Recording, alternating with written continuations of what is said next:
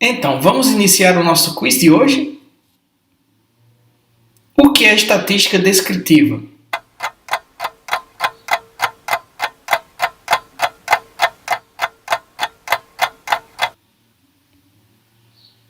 O que é estatística inferencial?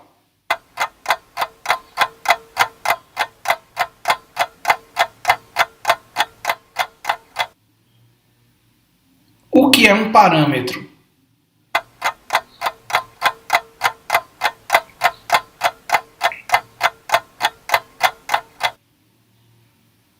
O que é um estimador?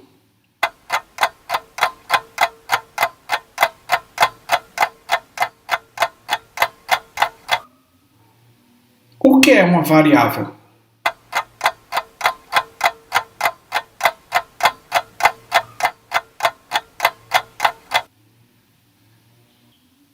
Seja bem-vindo à nossa terceira aula de bioestatística. Meu nome é Luciano Ribeiro e hoje eu falarei sobre população, amostra, amostragem e o método estatístico. Primeiramente, vamos conceituar população. População, como já vimos anteriormente, é uma coleção de unidades observacionais, isso é, um conjunto de elementos quaisquer ou indivíduos quaisquer, com uma ou mais características em comum, onde pelo menos uma delas se pretende analisar.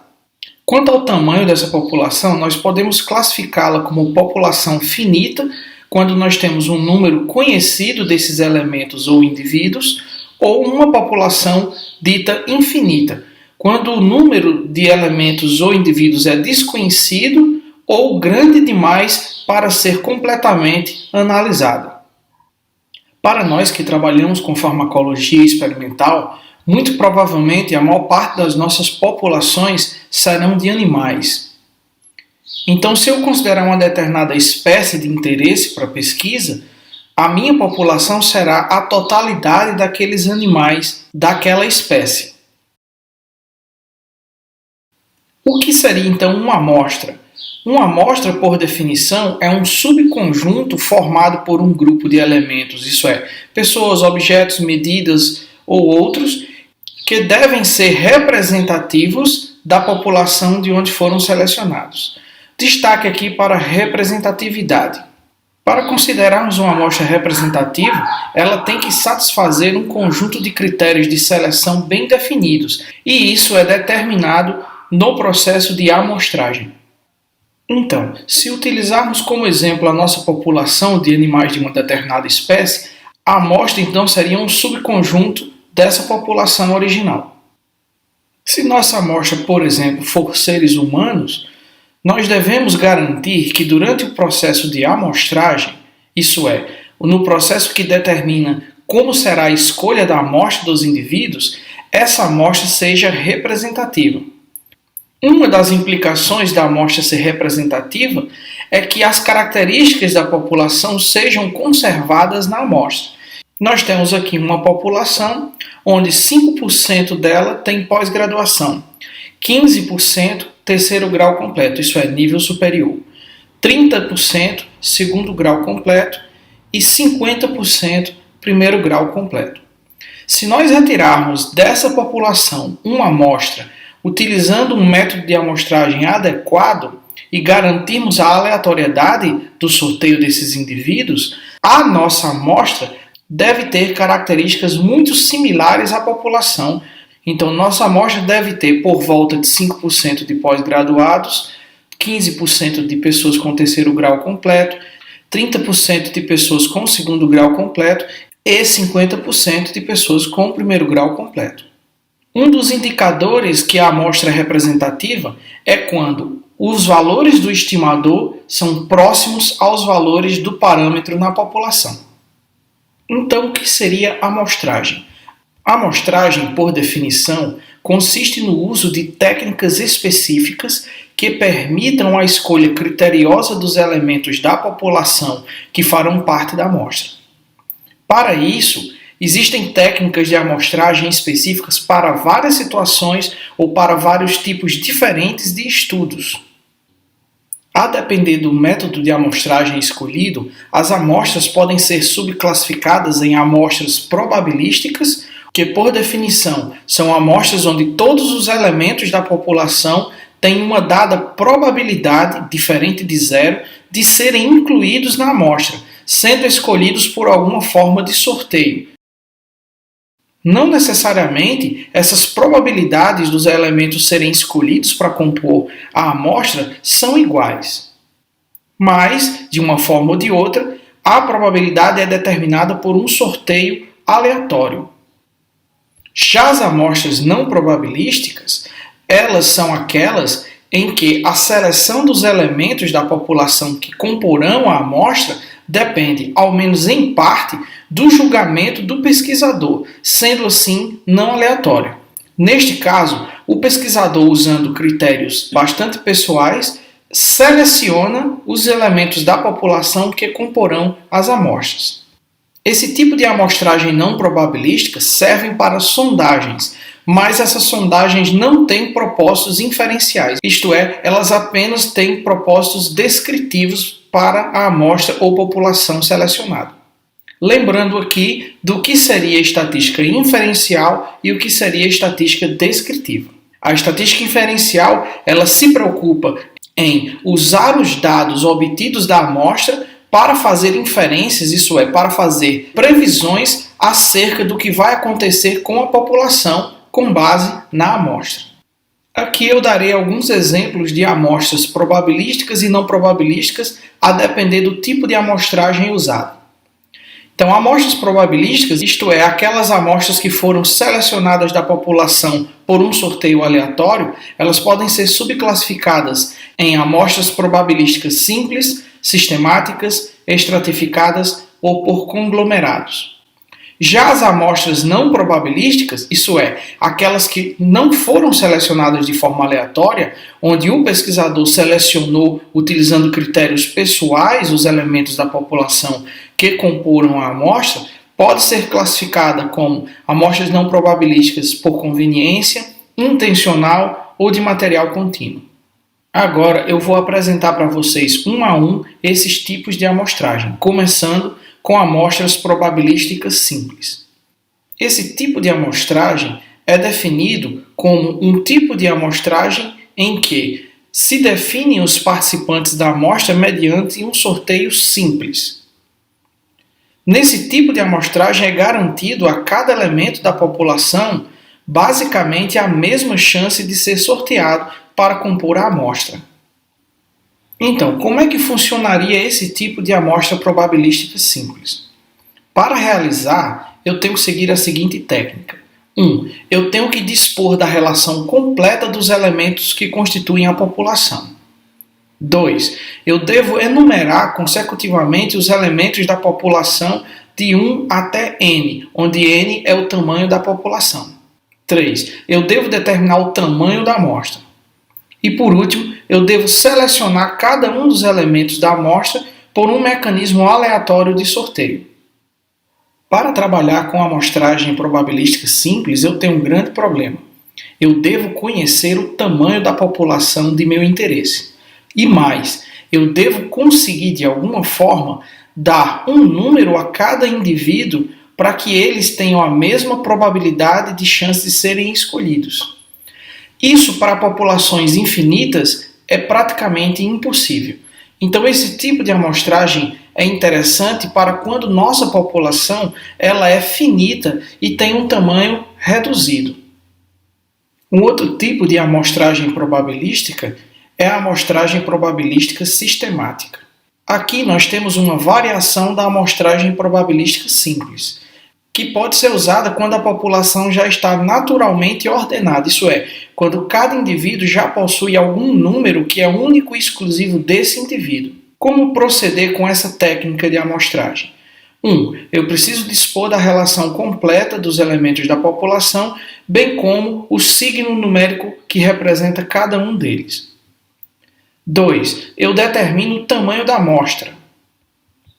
3. Eu determino o intervalo de seleção. Dividindo o tamanho da população pelo tamanho da amostra selecionada, eu vou ter o valor H. E este valor H é justamente o intervalo de seleção.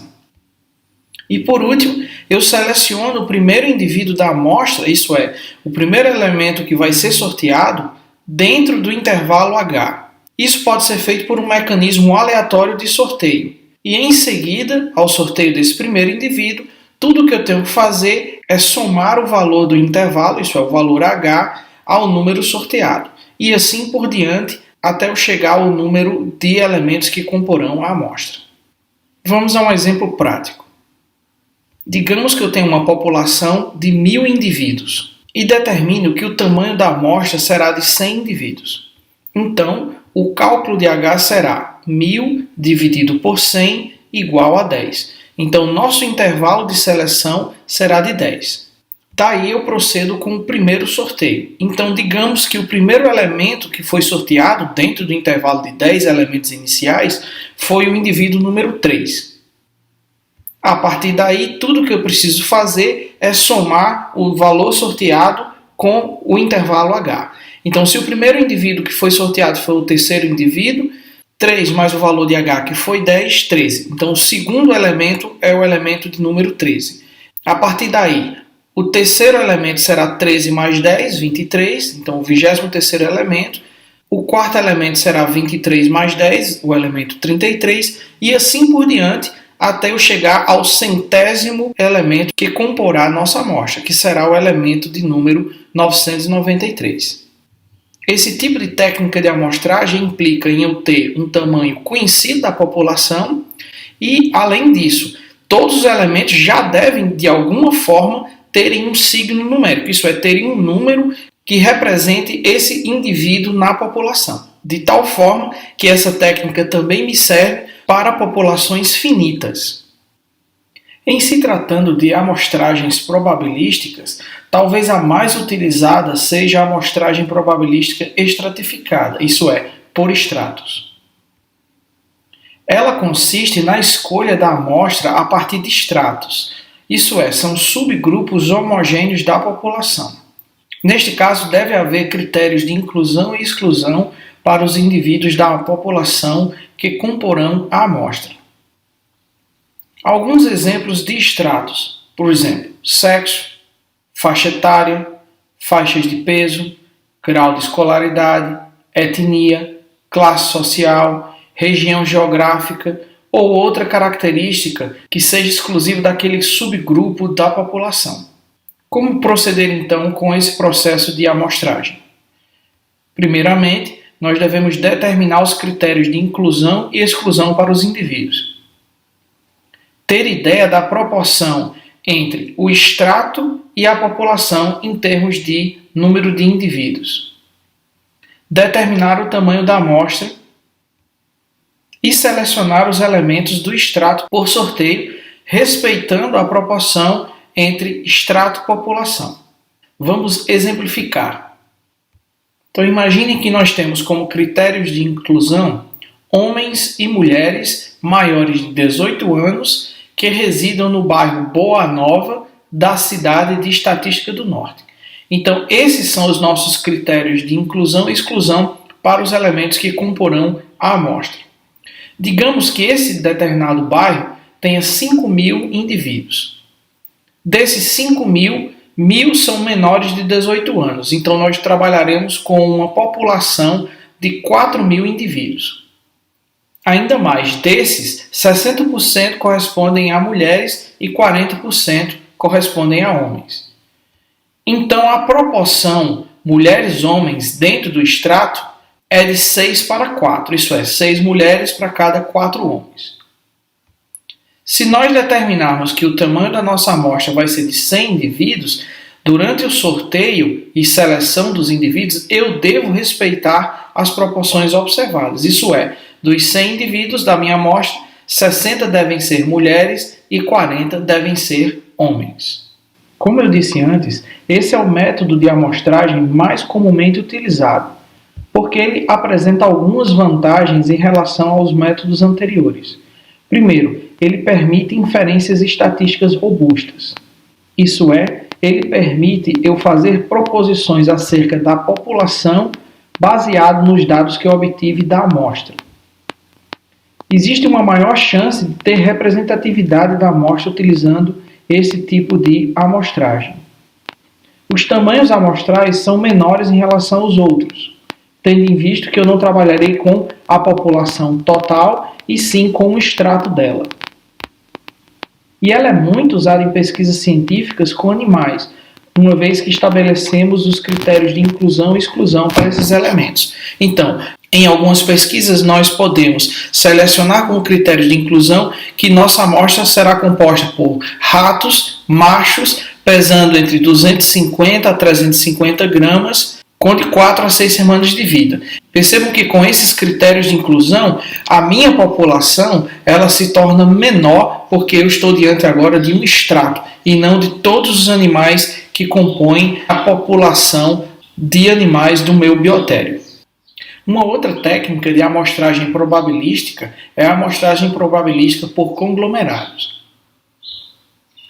O que é que consiste esse tipo de amostragem? Consiste na escolha da amostra a partir de um conglomerado. Um conglomerado é um agrupamento natural de indivíduos da população que estão geograficamente separados ou separados por características específicas, onde esses elementos são bastante heterogêneos em relação à população, mas entre si eles têm um comportamento similar e estão muito próximos uns dos outros em termos de características dentro do conglomerado.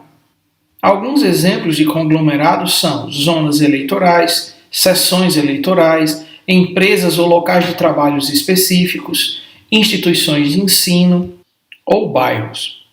Percebam que esse tipo de técnica de amostragem é muito parecida com a anterior. Entretanto, não há critérios de inclusão porque o conglomerado já é o critério de inclusão. Então, para participar de uma determinada amostra, o indivíduo deve fazer parte daquela zona eleitoral, daquela seção eleitoral, ou daquela empresa, ou daquele local de trabalho específico, ou daquela instituição de ensino, ou daquele bairro. Como essa técnica funciona? Primeiro, eu devo ter ideia do número de conglomerados em relação à população. Então, se a população é uma cidade, eu tenho que ter ideia do número de bairros naquela cidade. 2. Eu tenho que ter ideia da relação do tamanho do conglomerado versus o tamanho da população. Imagine uma cidade de 100 mil habitantes, onde um bairro possui 10 mil habitantes. Então, essa relação conglomerado-população. Eu devo determinar o tamanho da amostra e depois eu devo selecionar por sorteio os elementos dos conglomerados respeitando a proporção em relação à população, de forma muito semelhante como vimos no caso anterior.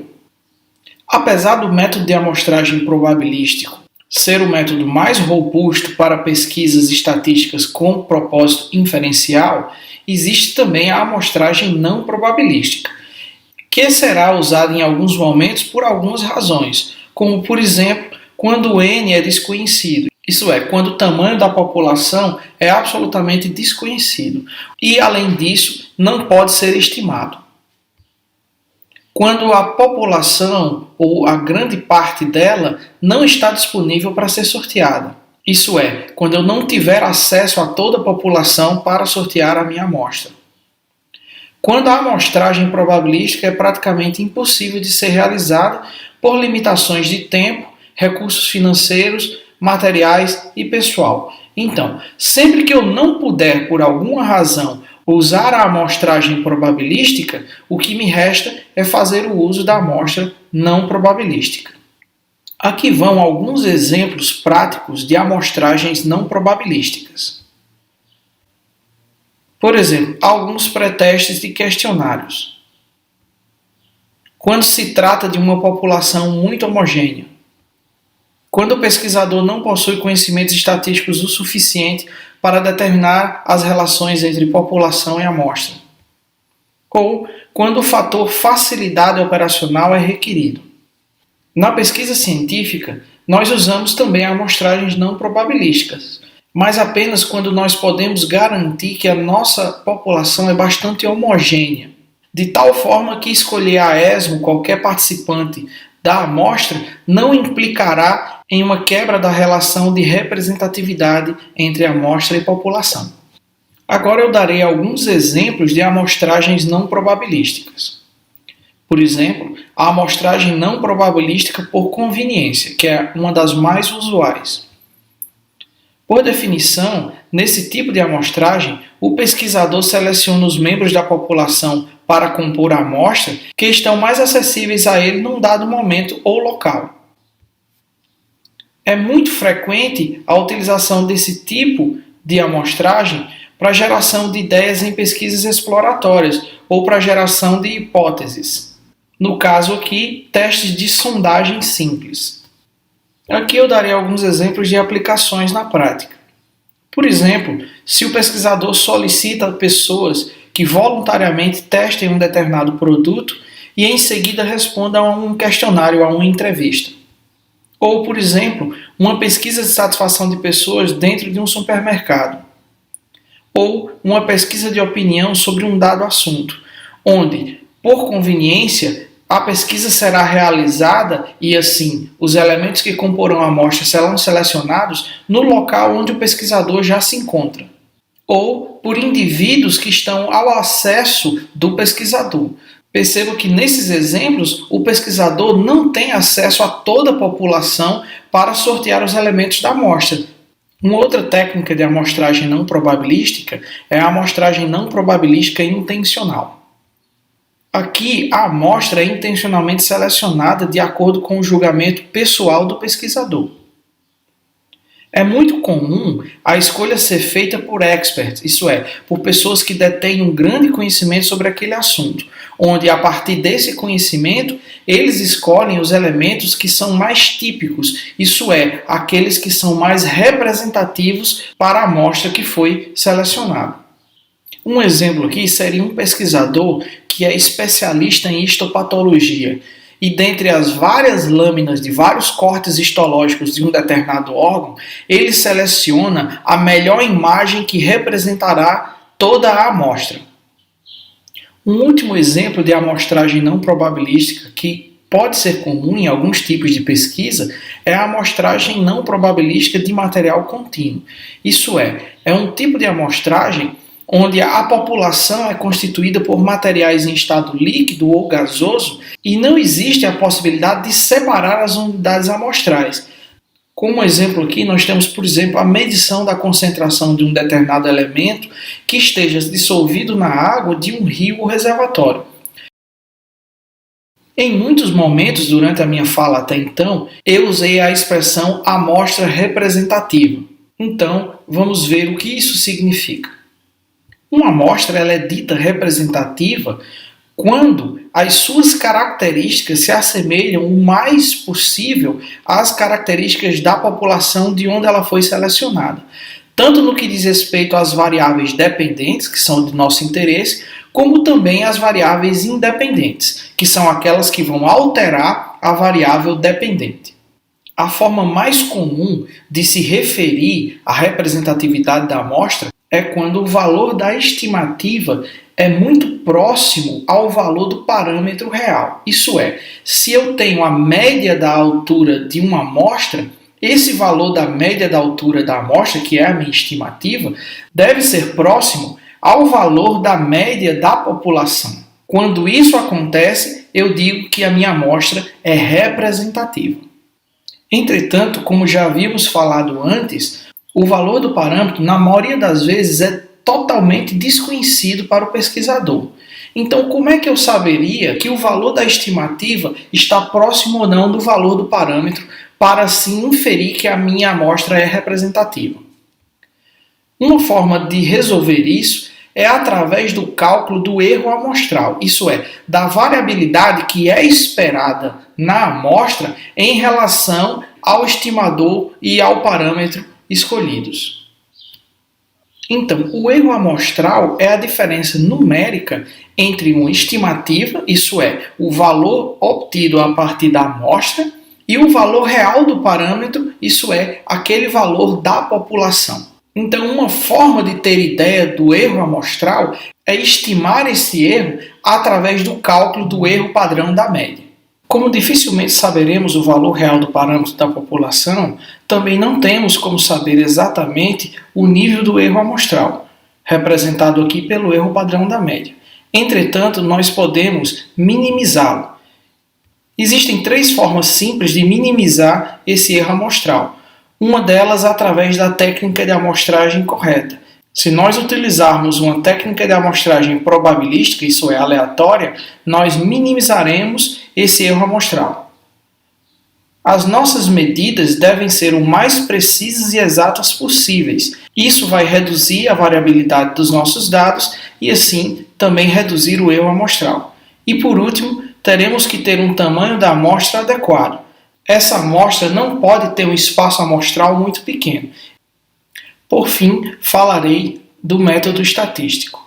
O método estatístico são métodos e técnicas matemáticas usadas no planejamento experimental, na amostragem, na coleta e na análise estatística de dados brutos de uma pesquisa com finalidade descritiva ou inferencial.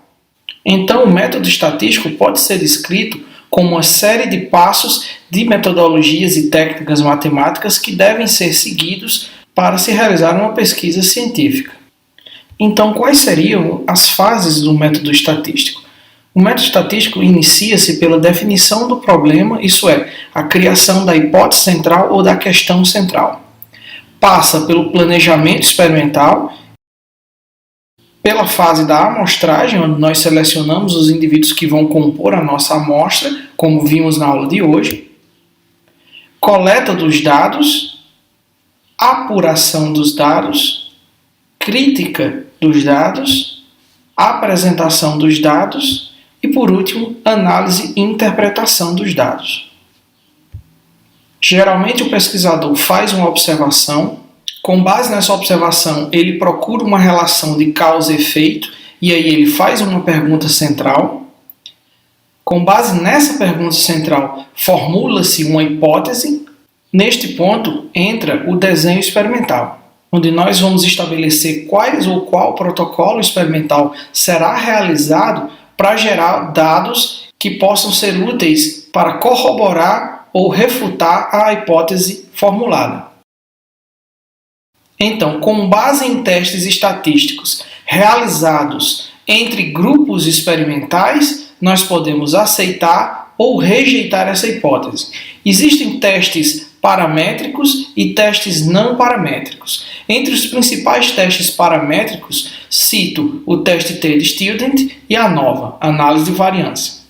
Entre os testes não paramétricos, eu posso citar o Wilcoxon, Mann-Whitney, Friedman e Kruskal-Wallis. Todos esses testes estatísticos serão discutidos em um momento oportuno, e é justamente o objetivo do nosso curso. Como vimos, a primeira fase do método estatístico consiste na definição ou formulação correta da hipótese. Então imagine que um laboratório quer desenvolver um novo fármaco-medicamento para uma dada doença, para a qual já existem outros fármacos e medicamentos disponíveis no mercado. A hipótese aqui defendida pode ser que o novo medicamento seja melhor do que os medicamentos já disponíveis no mercado. Vista essa hipótese, como é que eu devo proceder para prová-la? Então, isso fica a cargo do planejamento. No planejamento, que consiste em determinar os procedimentos necessários para resolver o problema, e em especial como levantar informações sobre o assunto, que é objeto do nosso estudo, nós devemos tanto fazer os nossos desenhos experimentais para cada um dos protocolos a se seguir, como também realizar o nosso planejamento estatístico. Lembrando que para cada desenho experimental, provavelmente vai existir um teste estatístico adequado para testar aquela hipótese. No planejamento do método estatístico cabem muitas questões, como quais as variáveis em questão serão trabalhadas, que tipo de dado deverá ser obtido, qual é a natureza desse dado, como obtê-los, qual é a natureza desses dados, isso é, eles são dados qualitativos ou quantitativos, como é que eu posso obtê-los, quais os materiais serão necessários para realizar essa pesquisa, qual o grau de precisão e exatidão exigido nessa pesquisa, o que é que eu sei sobre a população, eu posso trabalhar com essa população inteira ou eu terei que usar uma amostra, qual o tempo disponível para fazer a pesquisa, qual a técnica de amostragem será escolhida, quais testes de hipótese serão realizados, qual o tamanho dessa amostra. Então o planejamento ele deve ser o mais amplo possível. Após o planejamento, nós executaremos os protocolos experimentais e assim coletaremos os nossos dados. A coleta de dados consiste na obtenção, reunião ou registro sistemático de dados. Esses dados eles podem ser observados, contados ou mensurados de acordo com a natureza da variável em questão. Nós já falamos sobre a natureza dessas variáveis, como sendo quantitativas e qualitativas, sendo qualitativas nominais ou ordinais e quantitativas discretas ou contínuas. A coleta dos dados pode ser feita de forma direta ou indireta. A coleta direta também é chamada de pesquisa primária, enquanto que a coleta indireta é chamada de pesquisa secundária. A coleta direta é aquela em que o pesquisador executa os protocolos experimentais, isso é, executa os experimentos, enquanto que a coleta indireta é aquela coleta que é feita com base nos dados de outras pesquisas que já foram publicados. Exemplos aqui, revisões sistemáticas e meta-análises. Uma vez esses dados sendo coletados, chega a hora de eu fazer a crítica desses dados. A crítica dos dados nada mais é do que a conferência dos dados obtidos. Aqui os dados obtidos devem ser cuidadosamente averiguados à procura de possíveis falhas de medida ou metodológicas antes mesmo de proceder com a sua análise. A crítica dos dados é dividida em duas fases. A primeira é a crítica externa. A crítica externa é realizada nos dados brutos originais da coleta. Aqui nós verificamos se há erros de medida, registro, contabilização, acurácia, precisão, exatidão, ausência de respostas ou respostas inesperadas. Já a crítica interna é aquela que visa determinar se houve erros metodológicos ou experimentais cometidos pelo pesquisador e que esses erros podem ter influenciado em erros de medida da variável dependente escolhida. Depois de realizar a crítica dos dados, passamos para a fase de apuração dos dados.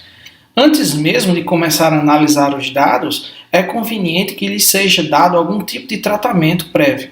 Esse tratamento pode consistir na normalização dos dados, isso é, uniformizar os dados brutos, sumarizá-los, isso é, somar ou resumir esses dados usando alguma medida de tendência central, tabular esses dados, isso é, organizar esses dados em tabelas, e até mesmo agrupar esses dados por semelhança.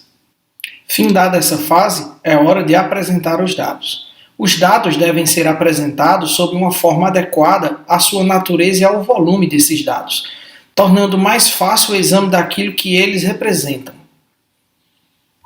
Formas comuns de apresentação de dados são através de apresentação tabular, isto é, através de tabelas. Também temos a apresentação gráfica através de gráficos ou imagens e até mesmo a apresentação por descrição textual, onde os dados são descritos textualmente. Se o método estatístico foi seguido até esse ponto, nós finalizamos o que nós chamamos de estatística descritiva.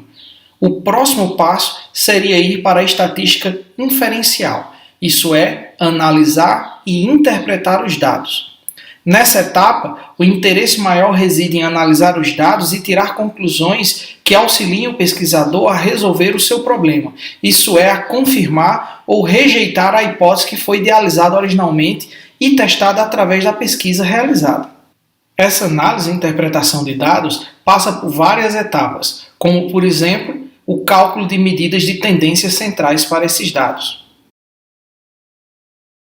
bem como cálculos da variabilidade desses dados, estudos de distribuição desses dados para determinar se essas distribuições dos dados são normais ou não, estudos de correlação entre as variáveis estudadas, buscando aqui achar relações entre causa e efeito, e, por fim, a realização de testes de hipótese entre os grupos de dados, sendo esses grupos independentes ou dependentes, conforme nós já estudamos anteriormente. Então, para sumarizar, nós temos que o método estatístico inicia-se pela definição do problema e elaboração da hipótese central. Depois passamos à fase de planejamento, onde o desenho experimental é essencial, a coleta dos dados, onde nós realizamos o experimento, a crítica dos dados, que se resume à crítica interna e externa, a apuração dos dados, que é um tratamento prévio dado a esses dados, a apresentação desses dados através de tabelas e gráficos, e por último a análise desses dados, onde nós buscamos interpretar esses dados e realizar os testes de hipóteses. E aí, turma? Espero que vocês estejam gostando até então. Não se esqueçam de estudar, praticar e anotar todas as suas questões e dúvidas para que nós possamos conversar um pouco no nosso encontro semanal virtual. Nos vemos em breve.